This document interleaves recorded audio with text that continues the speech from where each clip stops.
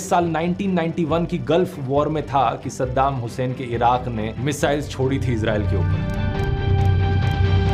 लेकिन अभी अप्रैल में क्या कारण था ईरान ने यह हमला किया? ईरान कहता है रिवेंज, रिटेलिएशन। करीब 2 हफ्ते पहले 1 अप्रैल के अराउंड इजराइल ने एयर स्ट्राइक करी थी सीरिया देश।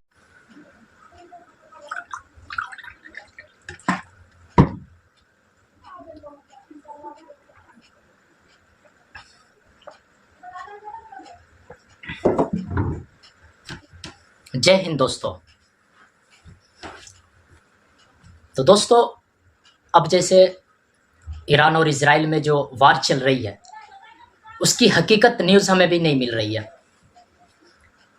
पूरी यूट्यूब पे हम ढूंढ रहे हैं लेकिन हमें हकीकत वार जो है वो हमें देखने को नहीं मिल रहा। तो हम आज देखने वाले हैं ध्रुव राठी की वीडियो। उससे हमें पता चलेगा कि हकीकत क्या है, झूठ क्या है। मैं ध्रुव राठी की वीडियो लाता हूं, तब तक के लिए आप लोग हमारे सपोर्ट बनाए रखें और वीडियो को लाइक करें और सब्सक्राइब जरूर करें। नमस्कार दोस्तों, 1 अक्टूबर की रात को इजराइल के देश में आसमान में कुछ ऐसा नजारा दिखाई दिया।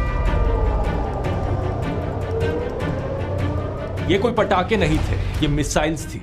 180 से ज्यादा बैलिस्टिक मिसाइल्स जो इजराइल के ऊपर छोड़ी ईरान के देश ने। इन मिसाइल्स को लॉन्च करने का ऑर्डर सीधा ईरान के हेड ऑफ स्टेट और सुप्रीम लीडर अयतुल्ला अली खमेनी ने दिया था। ईरान की IRGC Islamic revolutionary guard corps, जो कि इनकी आर्मी का एक हिस्सा है, उनके अनुसार 90% से ज्यादा मिसाइलों ने अपना टारगेट सक्सेसफुली हिट किया। लेकिन दूसरी तरफ इजराइल देश का कहना है कि ज्यादातर मिसाइलें एक्चुअली में इंटरसेप्ट कर ली गई थी इजराइल के एयर डिफेंस सिस्टम के द्वारा। इन मिसाइल्स की वजह से जो तबाही मची उसकी कई इमेजेस सामने आई। ये क्रेटर्स आप देख सकते हैं। एक ये देखिए 30 फीट गहरा क्रेटर मोसाद के हेडक्वार्टर्स के एकदम बाहर। सदर्न इजराइल में एक नेगेव का रेगिस्तान है जहां पर इजराइल का बड़ा मिलिट्री बेस है। कई सारी मिसाइल्स वहां जाकर भी लगी। हालांकि इजराइल का कहना है कि उनको मिनिमल डैमेज पहुंचा है इस हमले से, लेकिन फिर भी इजराइल के प्रधानमंत्री नेतन्याहू का कहना है कि वो इसका जवाब देंगे।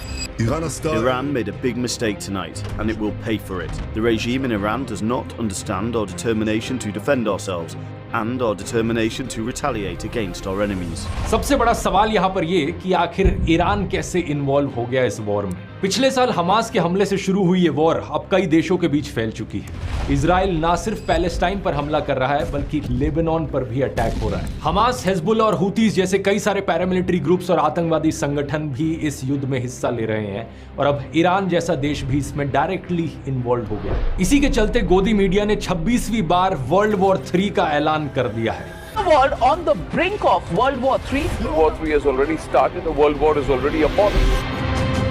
आखिर ये सब कैसे हुआ और आगे क्या होगा इस युद्ध में? आइए समझते हैं ये सारी चीजें आज के इस वीडियो में।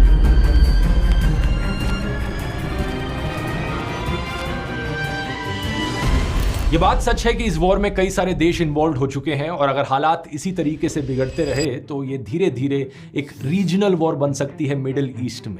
लेकिन इसे वर्ल्ड वॉर 3 कहना ये एक बहुत बड़ा मजाक है। ऐसा मैं क्यों कह रहा हूं? क्योंकि ये पहली बार नहीं है कि ईरान के देश ने इजराइल के देश पर हमला किया हो इस साल। कुछ ही महीने पहले की बात है, 13 अप्रैल को 300 से ज्यादा ड्रोन्स और मिसाइल्स की बौछार हुई इजराइल के ऊपर। अगर आप टोटल मशीनरी डिप्लॉयड के मामले में देखोगे तो ये अप्रैल वाला हमला अभी के अक्टूबर वाले हमले से कहीं ज्यादा बड़ा था। करीब 170 ड्रोन्स, 30 क्रूज मिसाइल्स और 110 बैलिस्टिक मिसाइल्स इजराइल के ऊपर छोड़ी गई। बस वो अलग बात है कि हमारे न्यूज चैनल्स उस वक्त नरेंद्र मोदी का प्रचार करने में बिजी थे क्योंकि इलेक्शन सीजन चल रहा था। नहीं तो ये अप्रैल वाला हमला कई मायनों में अनोखा था। ये कई दशकों में पहली बार था कि किसी और देश ने इजराइल के ऊपर हमला किया हो।